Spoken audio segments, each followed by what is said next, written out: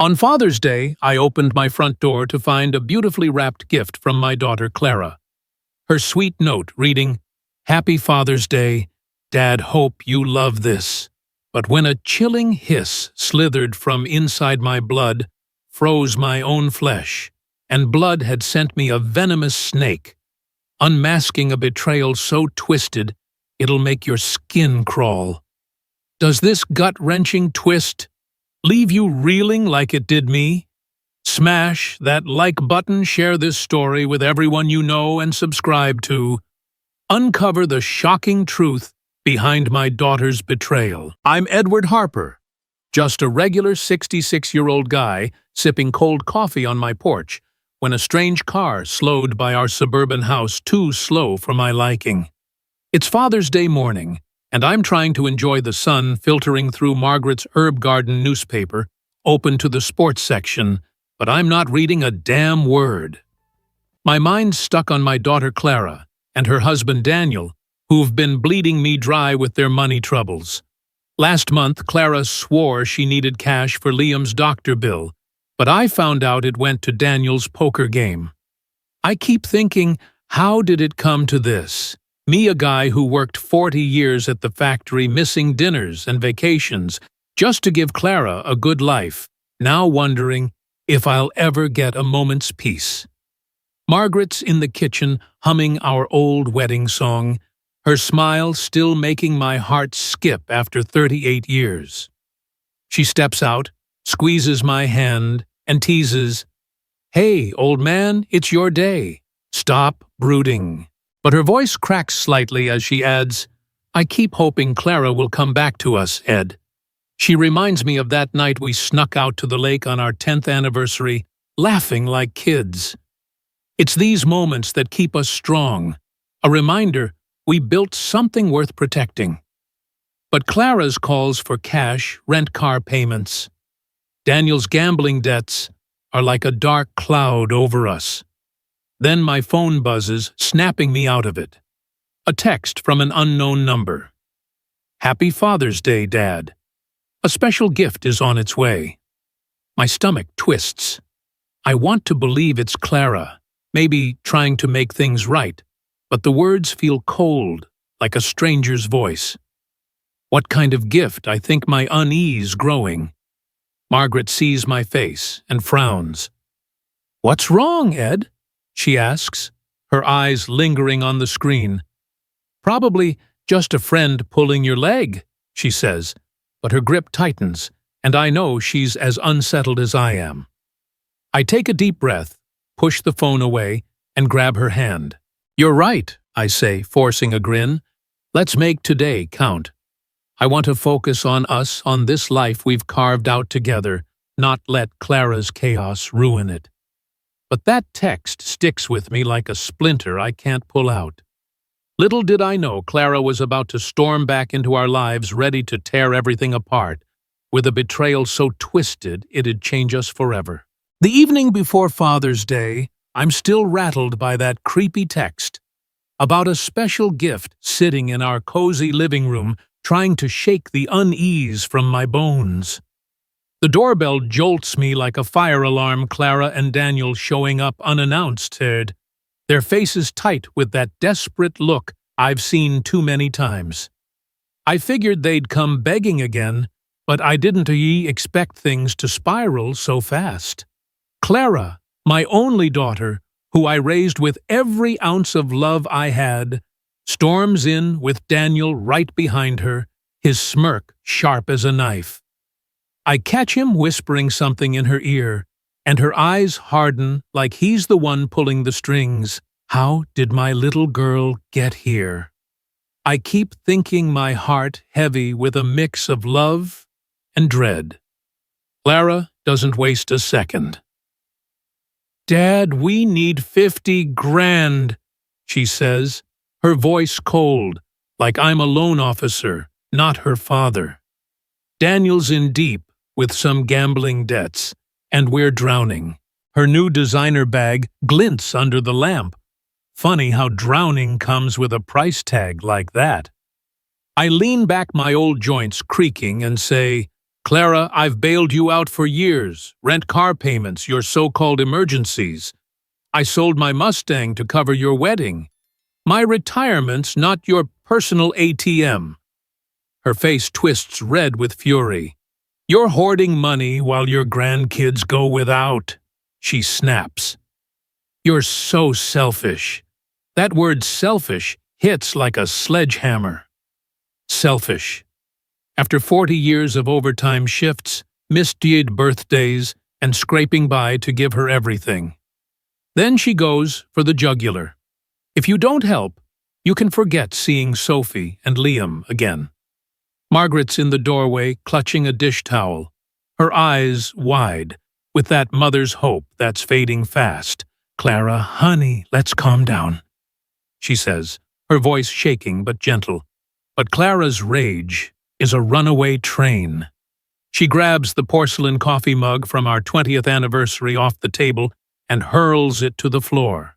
It shatters jagged pieces, scattering across the rug we saved up for years ago. You don't care about us, she screams, her voice cracking like the mug. I'm frozen, staring at the wreckage, each shard, like a piece of our family breaking apart. Daniel just sits there, his eyes flicking to the inheritance papers on the side table. That cold, calculating look, screaming trouble. I catch him nudging Clara, like he's egging her on his gambling debts, clearly driving this whole circus. I stand up slow but steady, my voice low and hard. Get out, I say, pointing to the door. This house isn't your bank, and I'm done being played. Clara's eyes flash venomous. You'll regret saying no, Dad. She hisses, her words dripping with something darker. You'll see what happens when you turn your back on family. Daniel follows, pausing to sneer. This ain't over, old man. The door slams, shaking the walls, and the silence feels heavier than their shouting. Margaret kneels to pick up the broken mug, her hands trembling, tears welling up. Ed, she's still our girl, she whispers, but her voice breaks, and I know she's hurting as much as I am. I kneel beside her, wrapping my arms around her, our foreheads touching like we did when life was simpler. We'll get through this together, I say, my own hands shaking with anger and grief. How did it come to this? I think Clara's threat, echoing in my head. Little did I know her words. You'll see what happens were a chilling preview of the nightmare waiting for us tomorrow. The silence after Clara and Daniel slammed the door last night hangs heavy like a storm that won't break. I'm back on the porch this Father's Day morning, coffee gone cold again, staring at the street where that strange car slowed by yesterday. I keep thinking, how did my little girl turn into someone who'd smash our anniversary mug and threaten to keep my grandkids away? My heart's still raw from her words. You'll see what happens, and Daniel's sneaky glance at those inheritance papers. I'm trying to shake it off, but it's like a bad dream you can't wake up from. I wander into the living room where the broken pieces of that porcelain mug still lie in a pile we couldn't bear to clean up yet.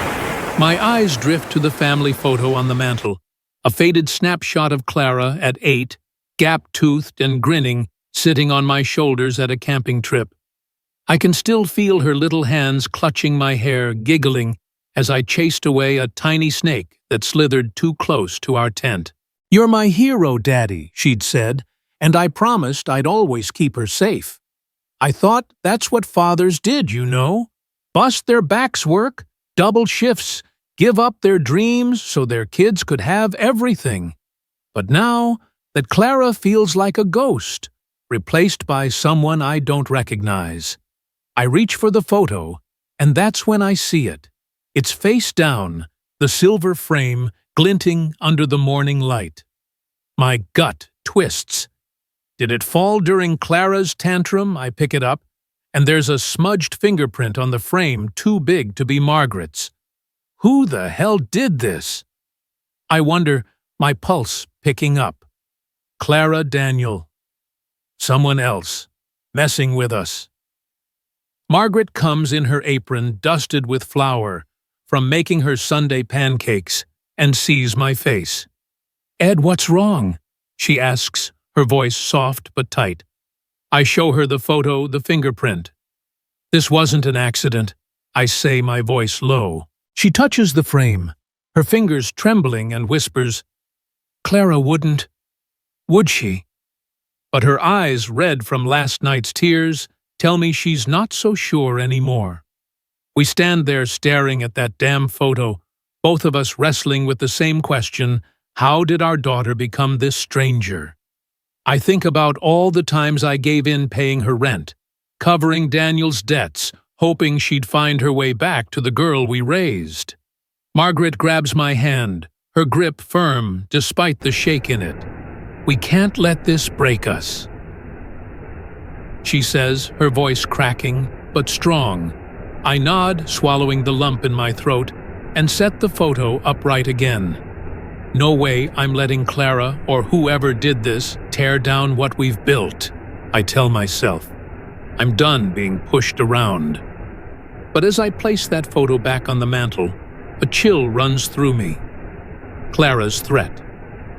"You'll see what happens," echoes in my head, and I can't shake the feeling that something worse is coming. Little did I know that nightmare was already on its way, wrapped in a pretty box, ready to rip our world apart. It's Father's Day morning, and I'm still shaken from last night's blowout with Clara and Daniel, their threats echoing in my head like a bad song on repeat. That damn fingerprint on our family photo, the one I set upright just hours ago, keeps nagging at me. I'm sitting at the kitchen table barely touching my coffee when the rumble of a UPS truck snaps me out of it. I figured it's just some neighbor getting a package. Sunday deliveries aren't cheap, you know. But then the driver heads straight for our door, holding a box wrapped in shiny paper with a bow that screams special. My gut churns, thinking of that creepy text from yesterday. A special gift is on its way. No way this is a coincidence, I tell myself, my hands already clammy. Margaret's at the sink scrubbing dishes, but she freezes when the driver hands me the box. "Who's it from, Ed?" she asks, her voice tight. There's no return address, just a note taped on top. "Happy Father's Day. Dad, hope you love this." It's Clara's handwriting, sweet as ever, but it makes my skin crawl after her. "You'll see what happens." Threat. I set the box on the coffee table, and that's when Margaret leans in, her eyes narrowing. "Ed, look, tiny holes in the side," she whispers, her face going pale. Then we hear it, a faint chilling hiss, like something alive and pissed off. My blood freezes. What the hell is in there? I think my heart hammering so loud I can barely hear Margaret's gasp. I grab my phone and dial 911, my voice shaking as I stammer, "There's a package here, making hissing noises like a snake or something." Margaret's trembling, clutching my arm, but her eyes are sharp, urging me to stay calm.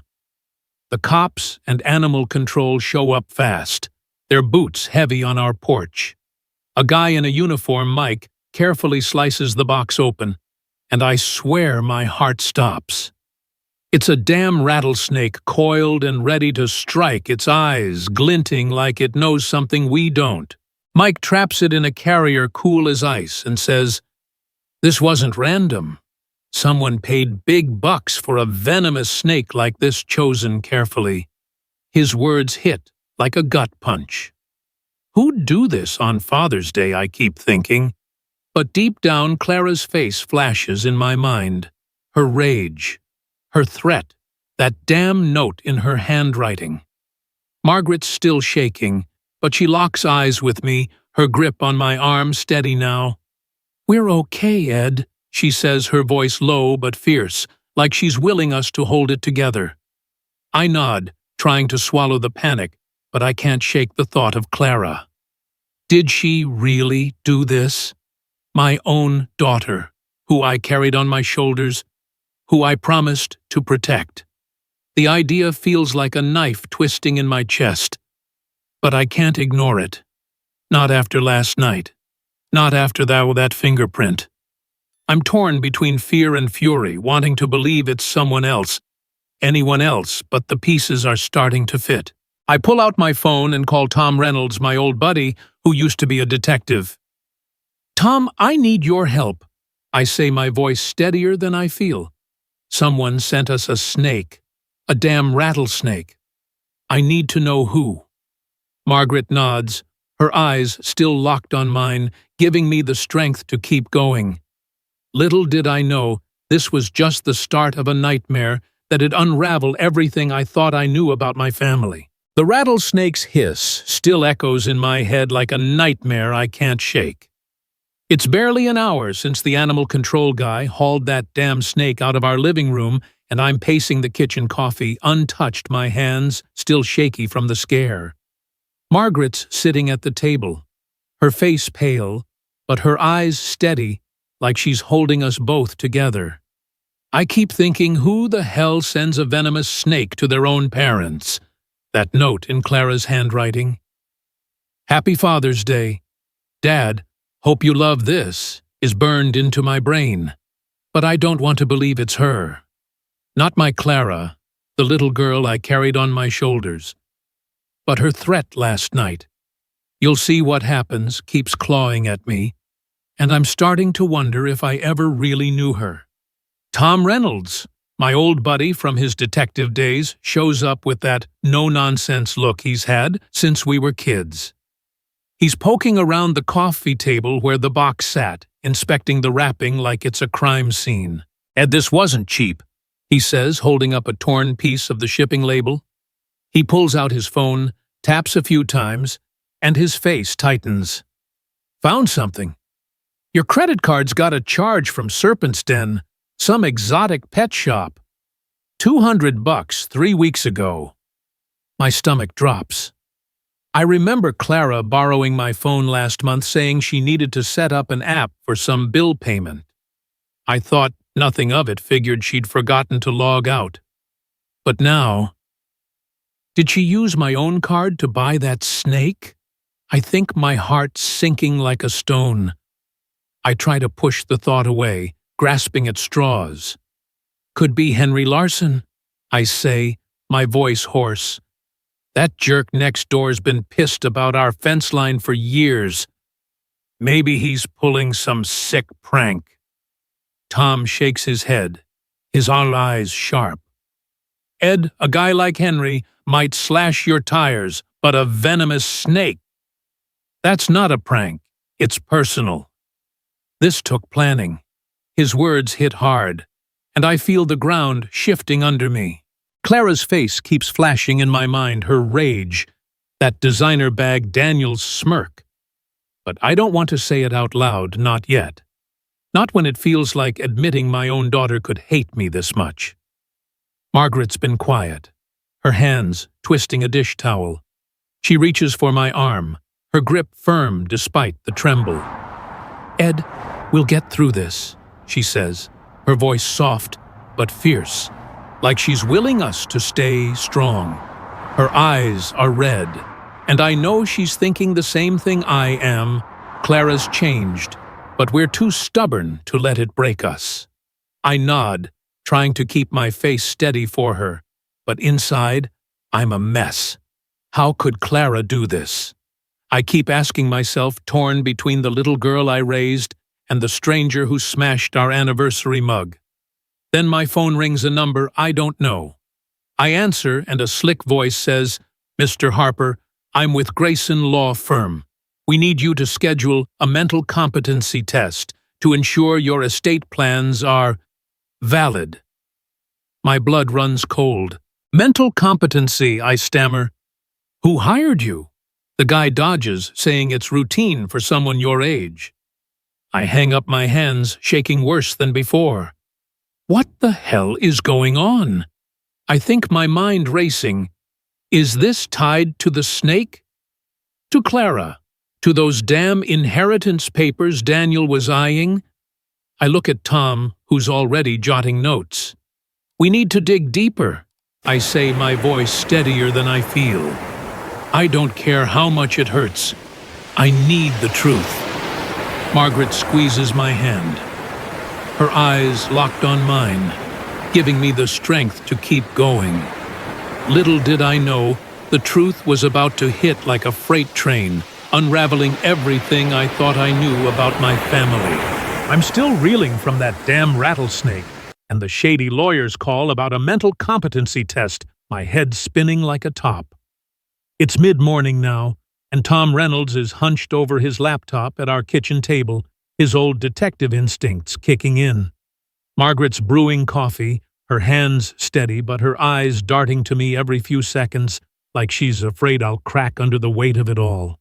I keep thinking, how did my Clara, my little girl, get tangled up in something this twisted? That note, Happy Father's Day.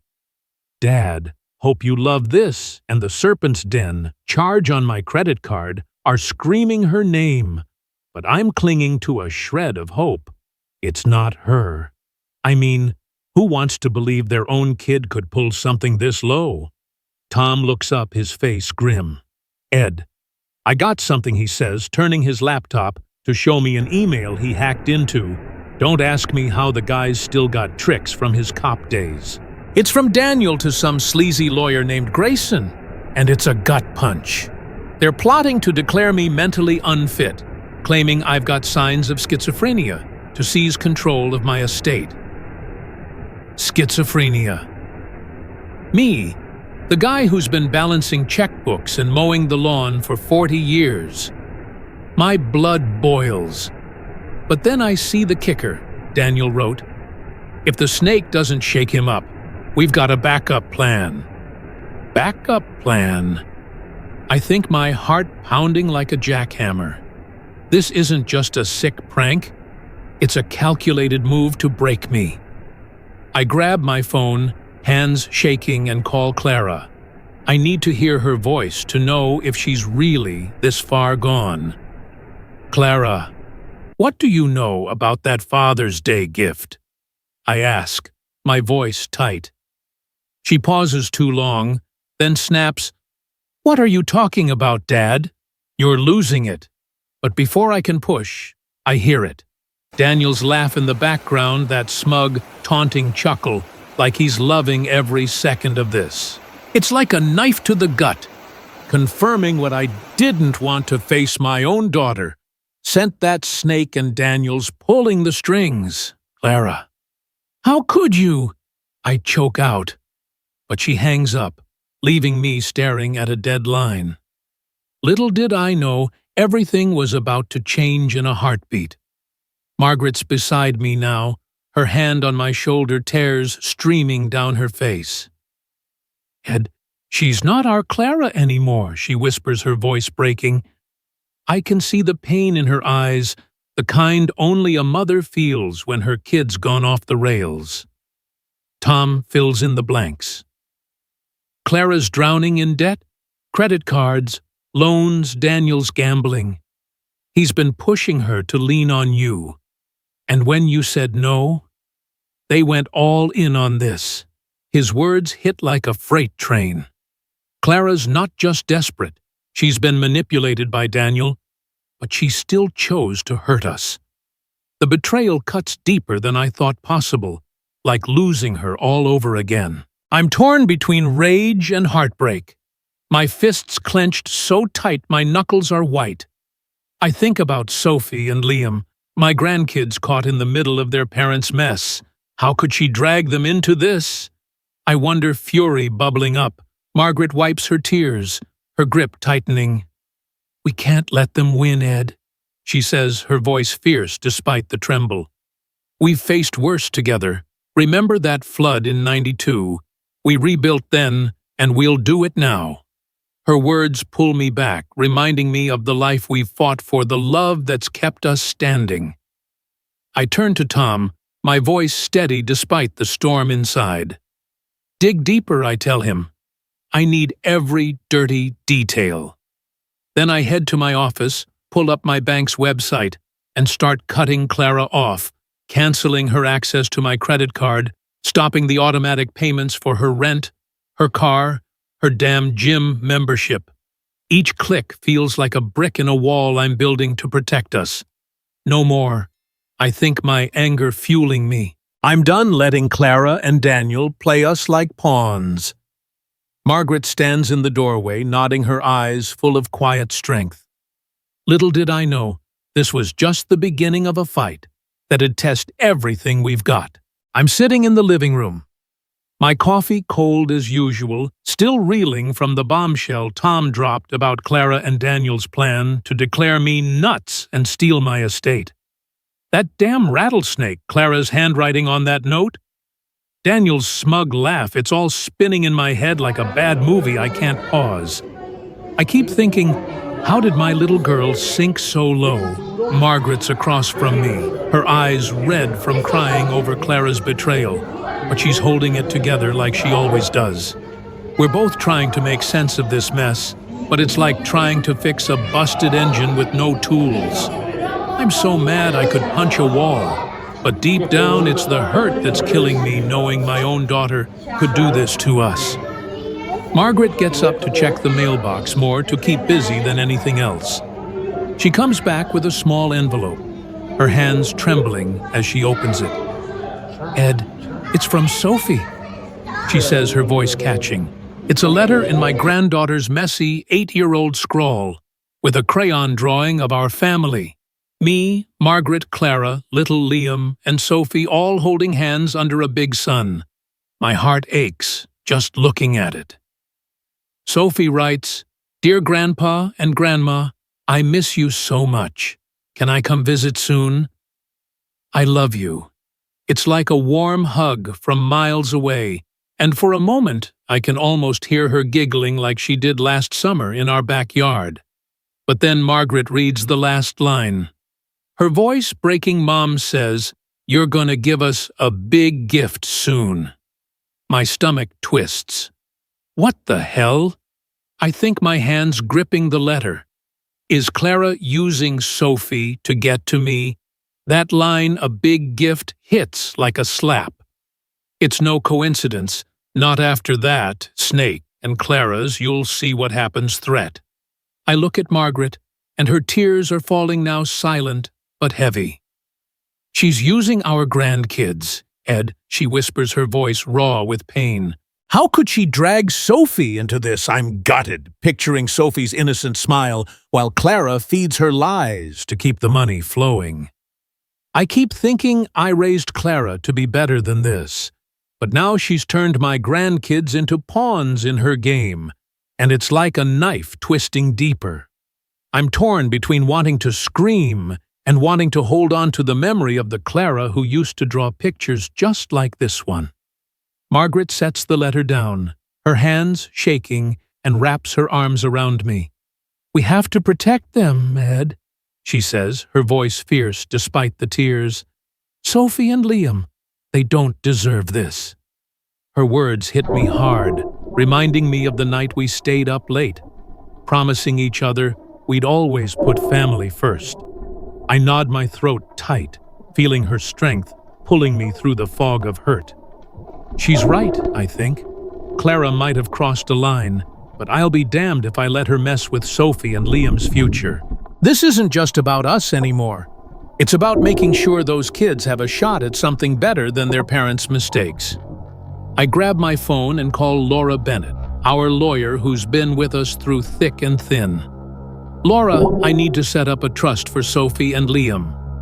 I say, my voice steady despite the storm inside. Something Clara and Daniel can't touch for their education, their future. Margaret squeezes my hand, her eyes shining with pride and pain, like she knows this is the only way to fight back. I'm done letting Clara's schemes tear us apart. Little did I know this was just the start of drawing a line in the sand, one that'd change everything. I hang up feeling a fire in my chest, not just anger, but a promise to protect what matters most. Clara might think she's got the upper hand, but I'm about to show her she's dead wrong. I'm holed up in my home office, the weight of Sophie's letter still crushing my chest. That damn line Mom says you're gonna give us a big gift keeps looping in my head. Proof Clara's using my grandkids to keep her hooks in me. I'm done, though. Done letting her and Daniel bleed us dry with their schemes. That rattlesnake, the fake mental competency crap, all of it. I keep thinking, how did I let it get this far? My fingers hover over the keyboard, the bank's website glaring back at me like a challenge. It's time to take back control, to stop being Clara's personal ATM.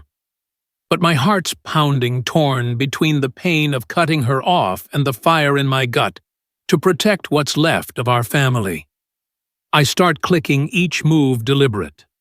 First, I yank Clara's access to my credit card, same one she used for that Serpent's Den charge.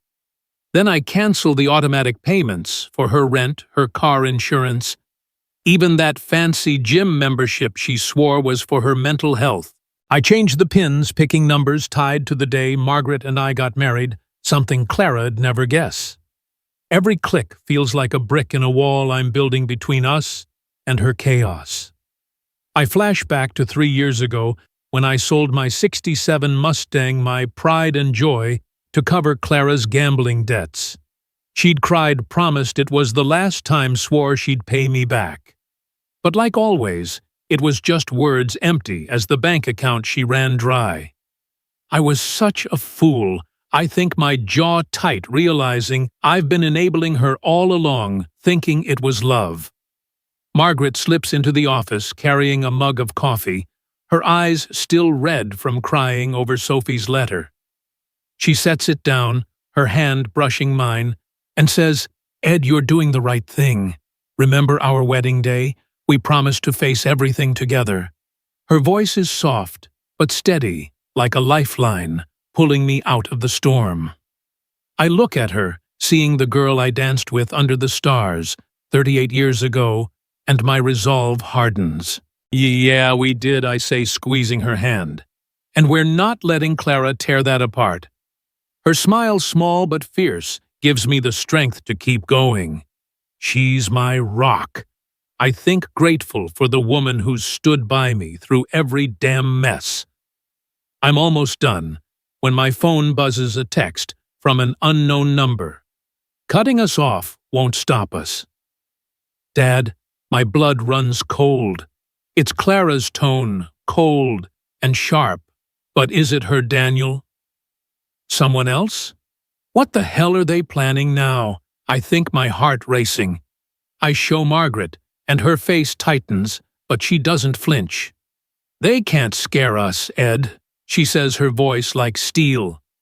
I nod, but that text sticks like a splinter, a reminder that Clara's not done playing dirty. I'm torn between relief at finally setting boundaries and dread of what she'll do next. How far is she willing to go, I wonder, picturing Sophie's innocent crayon drawing and Clara's venomous threats. I hit save on the bank's website, the screen flashing, "Changes processed." It feels like I've just slammed a door shut on 30 years of bailing Clara out. No more rent checks, no more emergencies, no more lies. For the first time in years, I feel like I'm taking back my life. Not just for me, but for Margaret, for Sophie, for Liam. Margaret leans against me, her warmth grounding me. "We've got this," she whispers, and I believe her. But as I shut the laptop, that text haunts me, a dark cloud on the horizon. Little did I know, Clara and Daniel were already plotting their next move, one that'd push us to the edge. It's late, the kind of quiet night where the suburban hum usually lulls me to sleep, but not tonight. That damn text from this morning. Cutting us off won't stop us. Dad has me on edge like a storm's brewing just out of sight. I keep thinking, what the hell are Clara and Daniel cooking up now? A few nights ago, I caught a shadow moving outside our window, too quick to be sure, but it stuck with me like a bad omen.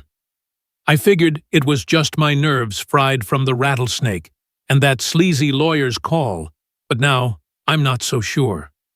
Margaret's asleep beside me, her breathing soft, but I'm wide awake, every creak in the house sounding like trouble. Around midnight, a faint thud from downstairs jolts me upright, my heart pounding like a drum. I slip out of bed, careful not to wake Margaret, and grab the old baseball bat from under the bed just in case. Creeping down the hall, I hear it again, a muffled clatter from my office. Someone's in the house. I think my blood running cold. I ease the door open, and there they are, Clara and Daniel rifling through my desk like thieves in the night. Clara's clutching a stack of papers, my inheritance documents, and Daniel's got that same smug smirk I've come to hate. Found it. Clara whispers, her voice sharp, but it's Daniel's low growl that stops me dead. We know everything about you, old man. You're not getting away with cutting us off. My hands tighten on the bat, but I keep my voice steady, even though my heart's about to bust out of my chest. What the hell are you doing in my house? I say, stepping into the room. Clara freezes her eyes wide, but Daniel steps closer, his bulk filling the doorway. You think you can just shut us out? He sneers. We've got proof you're losing it. Schizophrenia, paranoia, the works. Hand over these papers, and maybe we'll let you keep some dignity. I glance at the document in Clara's hand, and there it is, in black and white. A forged report claiming I'm mentally unfit. They're trying to steal everything. I think fury boiling over. My own daughter, who I raised, who I loved, standing there with a lie that could ruin us. Margaret's voice cuts through the tension. She's awake, phone in hand, already dialing. I'm calling Tom, she says, her voice shaking but fierce. I keep my eyes on Daniel, the bat raised, trying to stay calm despite the rage screaming inside me. Get out, both of you, I say, my voice low and hard. You're done here. Clara's face twists, part panic, part venom. You're making a big mistake, Dad, she hisses, clutching the forged report like it's her lifeline. Daniel lunges toward me, but I swing the bat just enough to make him back off. Don't test me, I warn, my heart pounding so loud I barely hear the sirens approaching. The cops burst in flashlights, cutting through the dark, and Clara drops the papers, her hands shaking.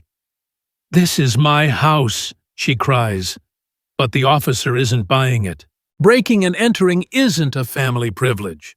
He snaps, cuffing her. Daniel bolts for the back door, slipping into the night like the coward he is. I'm shaking half from rage, half from relief as the cops haul Clara away. The forged report lies crumpled on the floor, its lies about schizophrenia glaring up at me. How could she sink this low? I think my chest tight with the weight of her betrayal. But seeing her in cuffs, something shifts. I'm furious, but there's a strange calm, like I've finally taken back control. Margaret rushes to me, her arms wrapping around me tight. We did the right thing, Ed. She whispers, her voice thick with tears but strong as steel. I hold her close, feeling her warmth ground me, and I know she's right. We've fought too hard for this life, 38 years of love, sacrifice, and scraping by to let Clara and Daniel tear it down. What the hell else are they planning? I wonder, that backup plan from their email nagging at me. The cops promised to track Daniel, but he's gone for now, a loose end that keeps me on edge. I turn to Margaret, my voice steady despite the storm inside. We're calling Laura tomorrow, I say. No more waiting. We're locking this down for good. She nods, her eyes shining with pride and pain, like she knows this fight's not over, but we're in it together. I think about Sophie and Liam, their innocent faces in that crayon drawing, and I swear I'll do whatever it takes to protect them. Little did I know, this night was just the beginning of sealing our family's future, no matter what Clara and Daniel threw at us next. The adrenaline from last night's break-in still has my nerves jangling like loose change in my pocket. Clara in cuffs, Daniel slipping into the dark that forged schizophrenia report crumpled on my office floor. It's all too much. I'm sitting in Laura Bennett's law office downtown, the smell of old books and coffee grounding me as I try to piece my family back together. I keep thinking, how did it come to this? My own daughter, breaking into our home, trying to steal everything we've worked for. But Sophie's crayon drawing tucked in my pocket reminds me why I'm here. Those kids, Sophie and Liam, deserve a future free from their parents' mess. And I'll be damned if I let Clara and Daniel take that away. Laura, our lawyer for 15 years, pushes her glasses up and lays out a plan like she's building a fortress. Ed will set up an educational trust for Sophie and Liam, she says, her voice calm but firm. College tutoring books, everything covered, but Clara and Daniel won't touch a dime. An independent trustee will handle it. I nod, feeling a weight lift off my chest. It's like locking away a piece of their future, where Clara's schemes can't reach.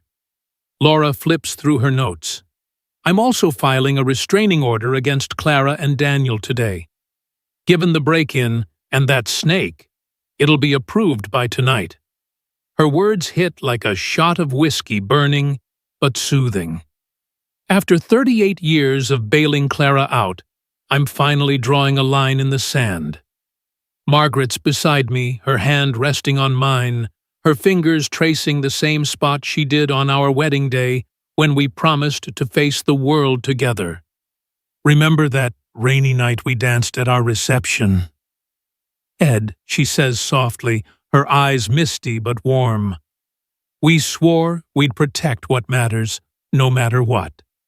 Her voice pulls me back to that moment, us young and broke, laughing under a leaky tent. It's the kind of love that's carried us through floods, layoffs, and now this nightmare with Clara. I squeeze her hand, my throat tight. You're right, Maggie, I say. This is for Sophie and Liam, for us, but deep down my heart aches. Clara was my little girl once, I think, picturing her gap-toothed grin from that camping trip. Letting her go feels like losing her all over again, but I know it's the only way. Laura slides a stack of papers across her desk, and I start signing each stroke of the pen, feeling like a brick in a wall we're building to keep Clara's chaos out. The trust for the kids, the restraining order, it's all real now. I'm proud, damn proud, knowing Sophie and Liam will have a shot at college, a life Clara can't ruin. But every signature stings, like I'm signing away the daughter I raised.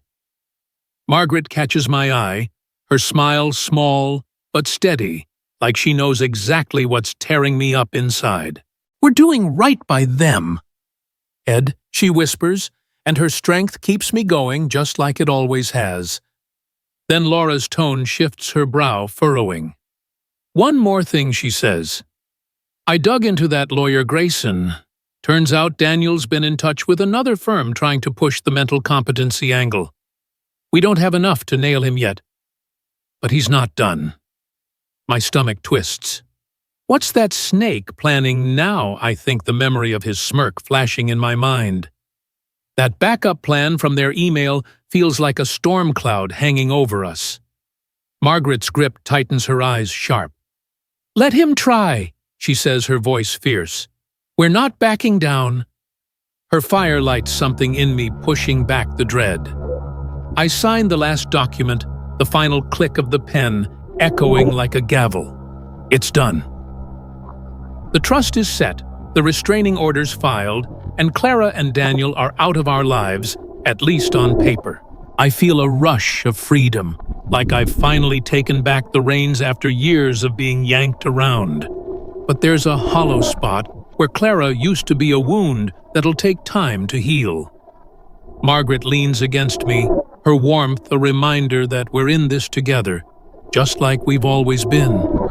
We've got this, Ed, she says, and I believe her. Little did I know Clara wasn't done fighting, and Daniel's shadow was still lurking ready to test us one last time. The ink's barely dry on the restraining order Laura filed, and I'm still buzzing from signing those trust papers for Sophie and Liam. It feels like I've finally built a wall around our family, one Clara and Daniel can't climb over. But my chest's still tight, like there's a piece of me missing where Clara used to be. I'm sitting in our kitchen staring at the herb garden Margaret tends like it's her lifeline, trying to wrap my head around how my little girl became this stranger who sent a rattlesnake and broke into our home. I keep thinking, did I fail her somewhere along the way? That question's been gnawing at me. But the truth is Clara made her choices, and now she's got to face the music. My phone lights up with a text from Clara's number. "You ruined my life." Dad, my heart sinks, but before I can process it, another message pings through on her social media, one of those desperate voicemails. "You think you can just cut me off? I'm your daughter." Her voice is pure venom, and it's like a punch to the gut. How dare she play the victim? I think my hands shaking as I block her number and her profile. Margaret's at the sink, her shoulders stiff, but she doesn't turn around. She knows what's coming. The cops call an hour later, their tone all business. Clara violated the restraining order with those messages, the officer says. She's been formally warned. One more slip, and she's in deeper trouble. I nod, feeling a strange mix of relief and regret. Clara's backed into a corner now, her scheme's crumbling, but it doesn't feel like a win, not when it's my own kid. Tom swings by later, his old detective hat practically glued to his head. "Daniel's gone, Ed," he says, leaning against the counter. "Skipped town after the cops started sniffing around. He's running scared." I should feel good, but my gut twists. Where's he hiding? I think, remembering that slimy lawyer Laura mentioned, the one Daniel's still working with.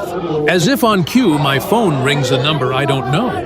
I answer, and there's a faint chuckle, unmistakably Daniel's, before the line cuts out. My blood runs cold. What the hell is he up to now? I think, my fingers gripping the phone like it's his neck. Margaret catches my look and sets down her coffee, her eyes sharp. He can't touch us anymore. "Ed," she says, her voice steady despite the tears welling up. "We did the right thing." She's right, but it doesn't erase the ache. I pull out Sophie's letter from my pocket, her crayon drawing of our family staring back at me. I think about the Clara who used to draw pictures like this, the one who'd climb into my lap and call me her hero. Where'd she go? I wonder, my throat tight. Margaret slides her hand into mine, her fingers warm and steady. "We chose right, Ed," she says, her voice cracking, but strong. "For Sophie, for Liam, for us." Her words hit like a lifeline, pulling me back from the edge of regret. She's my rock, always has been. And I know we're stronger together than Clara's chaos could ever break. I grab a pen and paper, my hands steadier now, and start writing a letter to Sophie and Liam. "Dear kids," I write, "I'll always be your grandpa, no matter what. I'm saving something special for your future. I promise to be there even if Clara tries to keep them away. It's not much, but it's my way of fighting for them." Little did I know, this letter was the start of finding peace, even as Daniel's shadow lingered in the distance. The kitchen's quiet, now, the kind of peace I haven't felt in years, like the calm after a storm that nearly tore our house down. I'm sitting at the table with Margaret, her herb garden glowing in the late afternoon sun, Sophie's crayon drawing spread out between us. Her messy scrawl, "I miss you." Grandpa still tugs at my heart, a reminder of what we're fighting for. Clara's venomous texts and Daniel's creepy chuckle from yesterday are still fresh but with the restraining order in place, and the trust fund locked tight for Sophie and Liam. I feel like I've finally taken back our lives. I keep thinking, how did we survive this? Clara's betrayal, the snake, the break-in, it's been a hell of a ride, but we're still standing.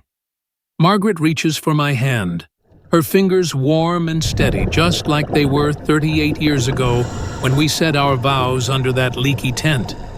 Ed, remember when we promised to stick together, no matter what she says, her voice soft but full of fire.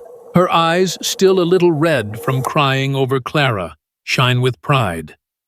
We kept that promise, didn't we? I nod my throat tight, seeing the girl I fell in love with in her smile. She's my anchor. I think grateful for the woman who's held me up through every damn mess. I pull out a pen and start writing a letter to Sophie and Liam. Dear kids, your grandpa and grandma will always love you. We're saving something special for your future college dreams. Whatever you want. It's my promise to be their rock, even if Clara tries to keep us apart. Each word feels like a step toward healing the wounds she left. I'm just sealing the envelope when my phone buzzes a text from an unknown number. We'll meet again. My stomach twists, and Daniel's smug laugh echoes in my mind. Is he still out there plotting?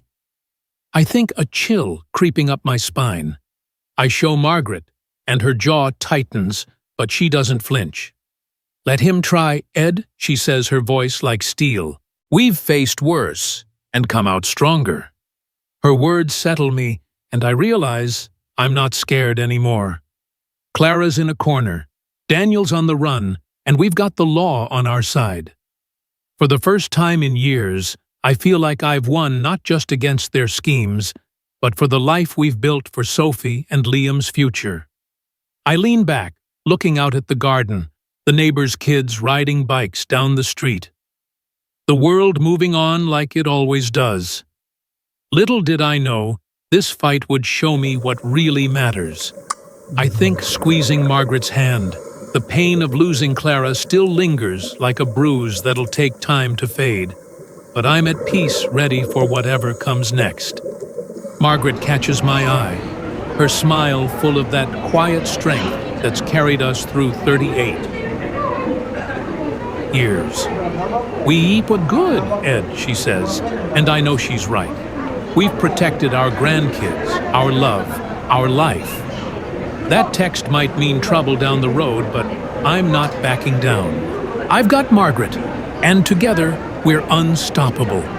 If this roller coaster of betrayal and redemption hit you right in the feels, smash that like button and share this story with your friends. It's a wild ride worth spreading. Subscribe to catch more gut punch tales that'll keep you hooked, just like Margaret and I held on through the storm.